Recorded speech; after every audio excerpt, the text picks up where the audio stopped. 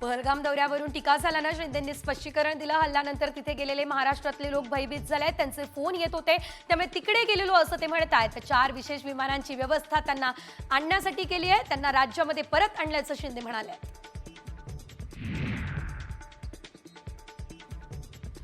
पहलगाम हल्ल्यावरून मोहन भागवत यांनी एक मोठं विधान केलं। वेगळेपणाला धरून जेव्हा जातो त्यावेळेस समाजातील अंतर वाढतं। जगात एकच धर्म आहे आणि तो म्हणजे मानवता, त्यालाच आपण हिंदू असं म्हणतो असंही मोहन भागवत म्हणाले।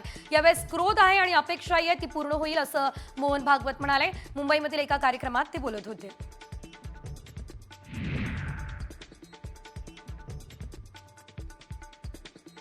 लोकसभेचे विरोधी पक्षनेते राहुल गांधी आज जम्मू काश्मीर दौऱ्यावर जाणार आहे। राहुल गांधी श्रीनगर आणि अनंतनागला भेट देणार आहेत। पहलगाम हल्ल्यामध्ये जखमी झालेल्या पर्यटकांच्या प्रकृतीचे ते रुग्णालयामध्ये जाऊन विचारपूस करतील।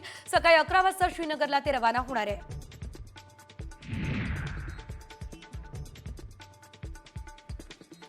पहलगाम हल्ल्याचा राहुल गांधी यांनी निषेध केलेला आहे। सरकारच्या निर्णयाला पाठिंबा देणार अशा प्रतिक्रिया राहुल गांधींनी सर्वपक्षीय बैठकीनंतर दिल्या।